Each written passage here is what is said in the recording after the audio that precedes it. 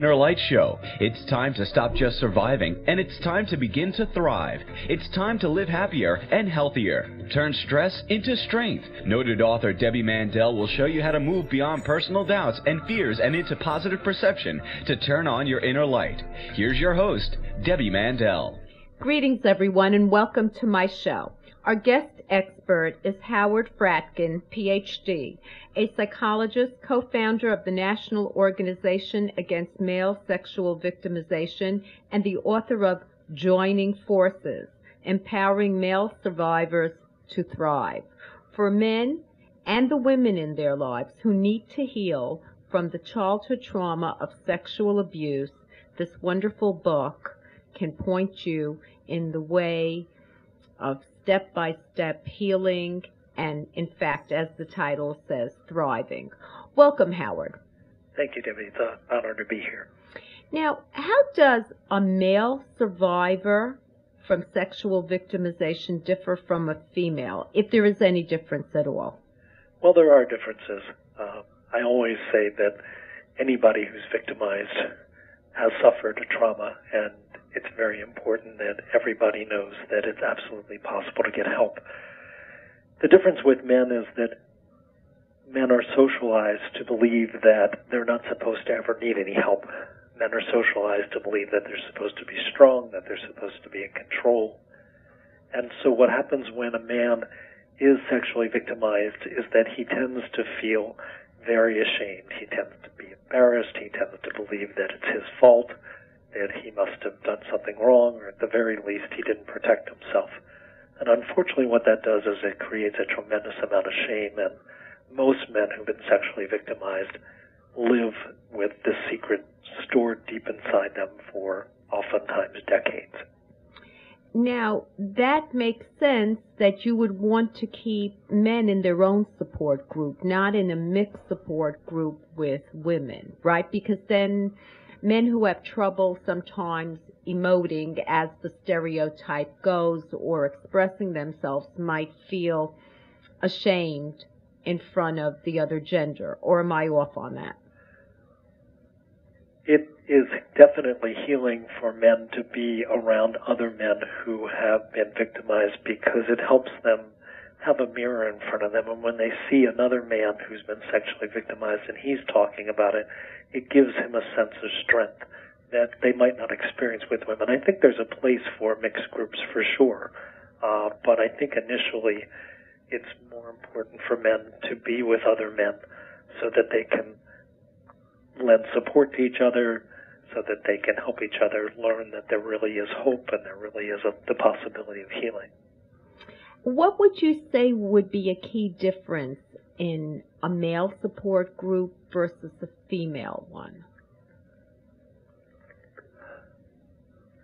I'm not sure that in the actual running of it there would be a lot of difference, because in each case people are going to be talking about what is important to them in terms of disclosing their abuse. I think that men just have a lot more trouble feeling free enough to speak. Women are socialized to be much more emotional, to be much more open to, it's okay for a woman to be a victim. It's not great, of course, but it's kind of okay in our society. It's understood that women can be victims. The so weaker men, sex, so to speak. Yeah, even though I hate using those I terms, know, but the stereotypes do carry some truth they culturally. Do. Yes, they do. So I think what's different in a men's group is that it takes longer for men to feel free enough and safe enough to be able to speak this truth to each other and to admit that they were vulnerable and that they got hurt and that they're still suffering. Now, looking at this from another perspective, who is the typical victimizer? I'm a mother. I had 2 boys. They're grown up now. What do you look for? Well, the problem is that most people who abuse boys can be men or women, and that's really important that your listeners hear that, because a lot of times people think only men victimize, and that's not true. Men and women victimize, and that they're oftentimes known to the victim. And so the problem is that you could have somebody who's in your child's life who seems to be a really good guy, a really nice woman, who are kind and nice and supportive. It's when they start taking too much interest in your child, and they know their birthdays, and they, if your child's coming home with gifts that you go, well, where'd you get that from? A lot of times, oftentimes kids who are victimized are ones who are underprivileged, or they're kids who maybe only have one parent. There's some way in which the perpetrator picks up that this child is a vulnerable child, this child that needs more support, needs a male role model or female role model, needs somebody to care for them. And so it is tricky, because I certainly don't want your listeners to get paranoid and think, oh my gosh, we have to be careful of anybody who likes my child who's an adult, because obviously there are many adults out there who are in volunteer positions who are wonderful. On the other hand, perpetrators hang out around places where kids are there, coaches, Boy Scouts, Girl Scouts, religious organizations. I mean, any place your child might go for support could be a place where there could be somebody who could be a perpetrator. And we really need to count on society to do a much better job.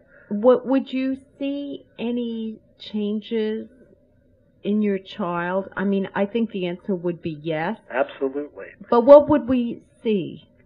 Well, you might see a change in how they're doing in school. You might see a change in them withdrawing. You might see a change in them getting depressed or anxious. Anytime you see a radical change in your child's behavior, it's really important to pay attention to that. It's very unlikely that they're going to come to a parent and say, hey, somebody sexually abused me. Now, it really is important to teach your children about safe touch, and especially to teach them that any time they feel uncomfortable about a way that somebody's touching them, or a way that somebody is relating to them, or, comments that they make that are uncomfortable, anytime they're uncomfortable around an older person or an adult, it's important that the parent gives the child a message that they can always come to them. Let's hold that thought for a moment. We're going to commercial break, and we will return with Dr. Howard Fradkin, author of Joining Forces.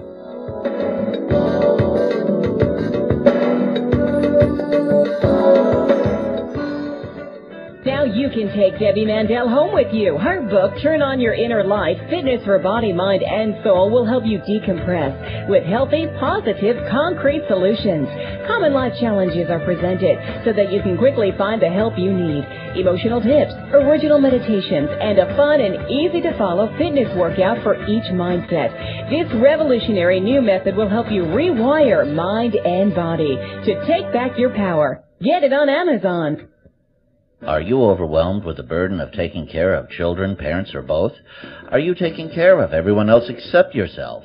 It's time to change your habits and re-energize. Debbie Mandel gives you an innovative and easy-to-follow program for good health and happiness. In her magical new book, Changing Habits, The Caregiver's Total Workout, Debbie Mandel shows you step-by-step how to find the optimal balance between giving and receiving, and guides you to exercise and eat right to take care of yourself. What are you waiting for? Read Changing Habits and start training for your life. Life does not need to be a burden. Get Changing Habits, The Caregiver's Total Workout on Amazon.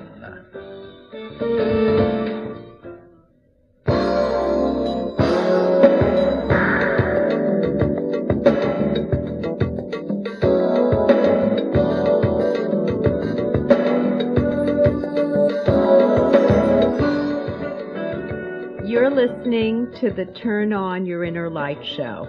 I'm your host, Debbie Mandel, and I'm speaking with Dr. Howard Fradkin, author of Joining Forces.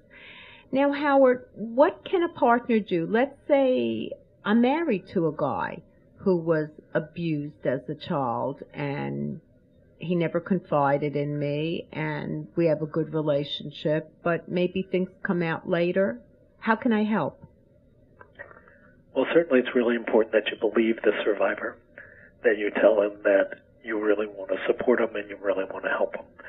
It's very important that although you might have the most terrific ideas for how he can heal, that you allow him to heal at his own pace, at his own speed, and not tell him what he should do. You certainly can make suggestions, but I think partners can err with the best intentions by being too controlling and by failing to get their own support and their own help, because partners need that too. It's really pretty hard being the partner of a survivor, actually, because survivors struggle with all sorts of issues, including intimacy and trust, and sometimes acting out and addictions and depression, and so they're not the easiest people to get along with sometimes, and so partners really need support.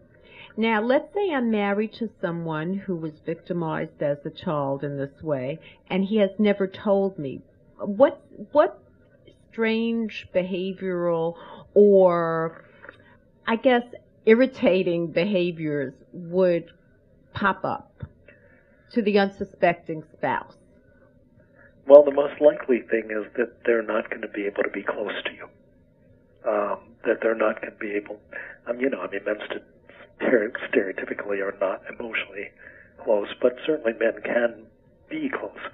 But a survivor who's not dealt with their issues is going to be more likely to pull away. They're going to be more likely to be distant.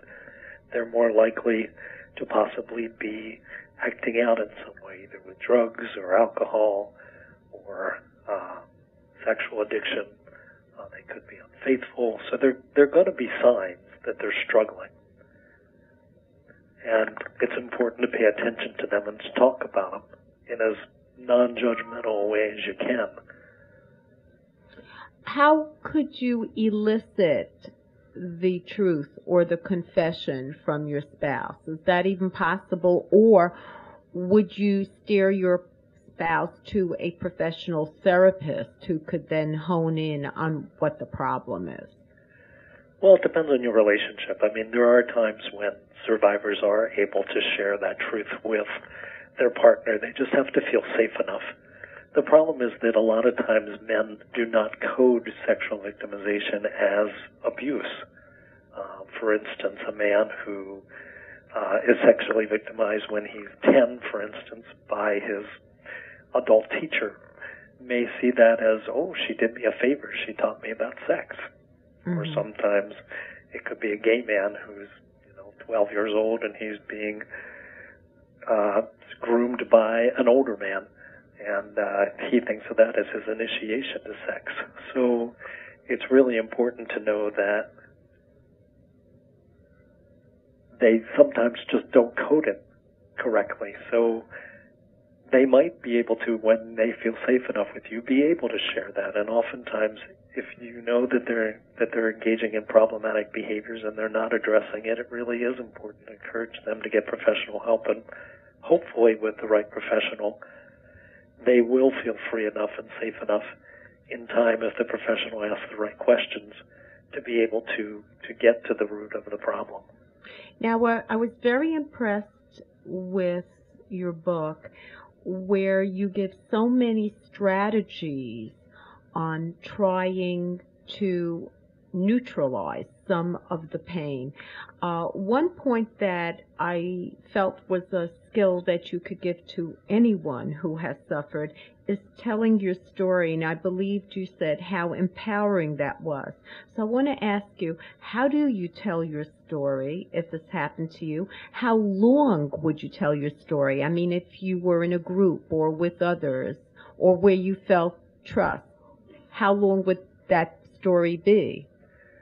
Well, at our Weekends of Recovery that are sponsored by MaleSurvivor.org, we ask people to tell their story in 12 minutes. And the reason that we pick that number out of thin air is because it's not too long, but it's not too short.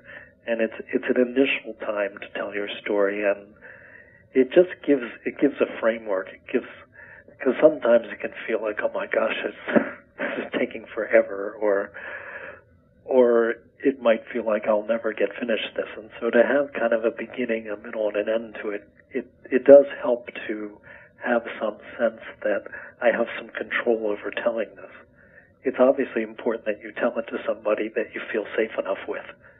And that's one of the most important things, that you know that you can tell it any way you want to, with as much feeling as you want, with what details you want, that really should be under the control of the survivor. So that way, I think, aside from, taking back your power, taking back your control, in a way, you objectify the story by letting it out, like announcing your reality. Would you ever encourage someone to write their story in third person? Sure, they could. I think that writing it in first person is much more powerful. But if that's the first way and the only way that they can tell it, then start with third person for sure. I had a different angle on it, because when you're writing in third person, let's say Debbie Mandel, I am seeing this a little bit removed so I can helicopter over myself rather than just emote. That is my rationale. Does that make sense in this situation? Sure. One of the strategies that I've used sometimes when people are unable to understand that they were abused is I ask them, again, a kind of a third-person way, well, what if a friend of yours came to you and said their 8-year-old son just had this experience, and I describe exactly what was done to them, only I'd say, this happened to this 8-year-old. What would you tell your friend to tell their son?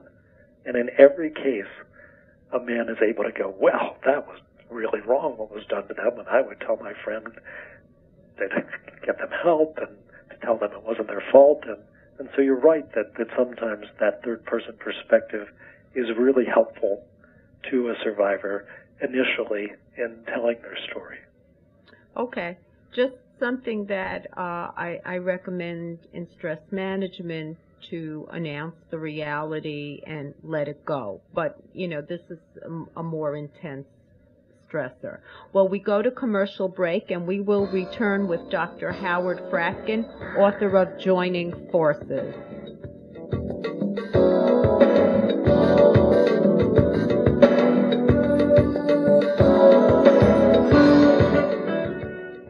Dear listeners, I'm excited to tell you about my new book, Addicted to Stress. This is a message you need to hear. Are you addicted to stress? Do you do it all while everyone depends on you? Where's all this pressure coming from? It is coming from inside you. This is why my publisher, John Wiley, asked me to write Addicted to Stress, a woman's 7-step program to reclaim joy and spontaneity in life. This fun-to-read book teaches proven strategies to reclaim your life, silence your inner critic, build a healthy body, and reframe your thoughts to change your life for the better. Dare to be happy without the guilt. Addicted to Stress is easy to get. It's available at Barnes & Noble and other fine bookstores everywhere. You can also buy it at Amazon and other online retailers.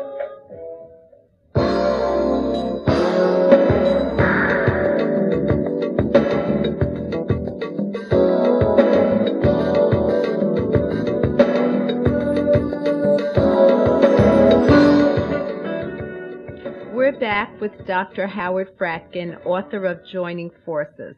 Now, I will tell you, Howard, that I loved a lot of your exercises for healing. Could you tell us briefly about the Kleenex exercise? Sure. The Kleenex exercise is something you do with another person, and the idea is that you have the person, you ask permission, can I throw this Kleenex at you? And the person throws the Kleenex and you notice yourself, and the other person notices what happens inside your body when this Kleenex is thrown at you. Now, most of us know that a Kleenex is really harmless, and most of us, when a Kleenex is thrown at us, initially pull away, as if something terrible is going to happen to us. And the whole idea of it is learning that when we're victimized, we tend to smallify. That's a word that my colleague, Dr. Paul Linden, uses. He says we smallify, we pull in, we retract. And so learning how to protect yourself is learning how to relax, so that you teach somebody that you can throw the Kleenex and you have them take a deep breath and relax and throw the Kleenex. And of course it bounces off their chest and it's no big deal. But having that experience in your body of knowing that, I'm really safe. I'm safer being relaxed and open than I am tightening up. I think that's really not just a brilliant way to get it across. I like the tactile demonstration, and where with relaxation, I mean, any warrior knows that you can't contract and punch at all times. The body relaxes, and then you get your power when you need it, right? Absolutely. Now, I also like this point because I really agree with it, and I've been saying it for years. Why can reciting an affirmation do more harm than good? I'm so tired of people telling me to recite affirmations. Well, I love affirmations because, unfortunately, survivors of abuse, the people they perpetrate most are themselves, and we perpetrate ourselves by saying really terrible, awful things to ourselves over and over again. So there are a bunch of disaffirmations. We take away all of our power and all of our esteem by doing that, and so affirmations are a way to reaffirm to yourself that I'm worthy, that I'm lovable, that I'm worth healing, that I can thrive. And all you have to do is just believe it a smidgen. That's the rub. To believe it just a smidgen. And if you believe it just a smidgen, and most people can believe most affirmations just a smidgen. So you take a woman here and she says, oh, I am slender, I am a perfect body weight, I want to meet that woman. That's why, sometimes you have Brunhilde looking in the mirror saying, I'm beautiful. I mean, it's not going to happen. So you start with what you could believe. I'm worthy of feeling better about myself. You might not start with I'm beautiful, but start with something better than I hate myself. Start with something better than I'm ugly, because that's not going to help anybody heal. It just adds to the shame. But if you could say, I'm worthy of healing, I'm worthy of feeling better about myself, that will make a difference. Yeah, that's very nice. Or I can be whole. I can be whole again. And maybe focus on the particular that you want to work on. For instance, if I'm an obese woman and I'm feeling unattractive because of the media, I can say, well, I have nice eyes, or I have lips that speak beautiful words, and get in that way. Now, you have a website where you really, I guess, set up things we can learn about joining forces and the kind of workshops and sessions that you do where people can learn more about it. Could you tell us? Sure. People can go to www.malesurvivor.org. My own website is howardfradkin.com. Malesurvivor.org has lots of resources. There's a chat room, there's a library, there's articles, there's information about our Weekends of Recovery program that any adult male survivor can attend. There's online chats. There's a resource list where people can go and find therapists and support groups in their area. So it has a lot of information. That's just about everything. I mean, that's terrific. Thank you so much for being a wonderful guest. Your voice is so soothing. I'm mellow. Thank you, Debbie. I really appreciate being here. Thank you. Be well. And now for affirmation of the week, and I hope you believe in this affirmation, make the past useful for the future. And now for the latest medical trends. According to the University of Pennsylvania School of Nursing, patients who undergo gastric bypass surgery for severe obesity lose nearly twice as much weight when they keep their post-op appointments. I guess let's hear it for accountability, and we know that. While stress may be a factor, in 60 to 80% of all visits to primary care physicians, only 3% of patients actually receive stress management counseling. How strange is that? A study led by researchers from the University of California School of Medicine has found a correlation between vitamin D3 serum levels and subsequent incidence of type 1 diabetes. Get yourself checked out by your doctor. Low levels of omega-3 may be behind postpartum depression, according to a review led by Gabriel Shapiro of the University of Montreal. And here's something female athletes should know, along with their coaches, that female athletes are more likely than males to suffer serious ACL knee injuries. But many of these injuries can be prevented by doing preseason conditioning and using proper landing techniques after jumping. And if you're not a female athlete, you could still learn about your knee and how it moves to avoid any kind of knee injuries. So much easier to prevent than to cure. A study review from the University of Kentucky found that music therapy can be beneficial to patients before, during, and after a surgical procedure. And what I was very impressed with, may reduce pain and recovery time. And people with an overactive thyroid gland carry a greater risk of developing irregular heartbeat, known as atrial fibrillation, than those with normal thyroid function. This is according to a study from the British Medical Journal.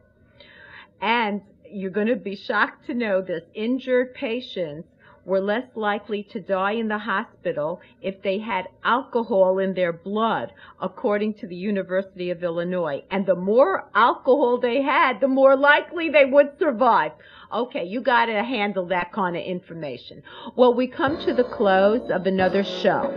I have an educational website, totally free, on stress management, turnonyourinnerlight.com. All the radio shows with the guest experts are archived for your listening pleasure. Just click on the link and you go right into YouTube. Subscribe to my free newsletter from turnonyourinnerlight.com and you will get the latest interview emailed directly to you. Remember, it goes right into YouTube. A fresh new article on stress management and all the medical tips that I didn't have the time to mention. I have a wealth of them, will be emailed directly to you from turnonyourinnerlight.com. Have a wonderful week and see you on the radio.